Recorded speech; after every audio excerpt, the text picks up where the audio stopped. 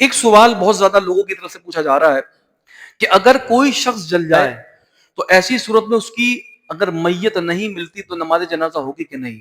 کہ اگر کوئی شخص جل جاتا ہے اور اس کی میت نہیں ملتی یا ڈوب گیا ہے اس کی لاش نہیں ملتی تو ایسی صورت کے اندر نماز جنازہ کا حکم کیا ہوگا؟ تو یاد رکھیں اہل سنت والجماعت کے نزدیک، حنفیوں کے نزدیک کیا معاملہ ہے؟ غائبانہ نماز جنازہ نہیں ہو سکتی ہیں، کیونکہ غائبانہ نماز جنازہ نجاشی بادشاہ نبی کریم صلی اللہ علیہ وسلم نے ان کا پڑھایا تو اس کو دلیل بناتے ہیں کہ یہ غائبانہ نماز جنازہ کے لیے دلیل ہی عمل۔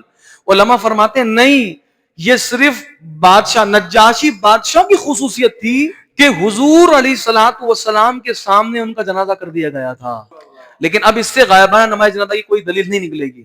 تو غائبانہ نماز جنازہ ہمارے نزدیک جائز نہیں ہے۔ اگر کسی کی میت نہیں ملی ہے، جل گئی ہے یا ڈوب گیا ہے، نہیں ملی، تو ایسی صورت کے اندر نماز جنازہ نہیں ہوگی، صرف دعا ہوگی، استغفار ہوگی۔ اب آ جائیں دوسری صورت کہ اگر چلیے جلنے والا وہ مل جائے تو کتنا حصہ ملے گا؟ غسل بھی ہوگا، جنازہ بھی ہوگا۔ اس کا اگر کسی کے جسم کا اکثر حصہ مل جائے تو پھر اس کو غسل بھی دیا جائے گا، نماز جنازہ بھی ہوگی۔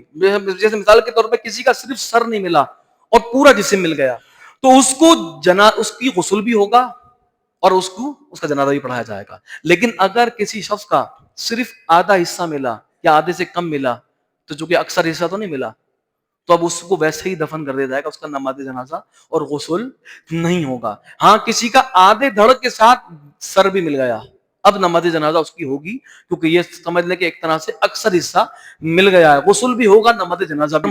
وآخر دعوانا ان الحمد للہ رب العالمین۔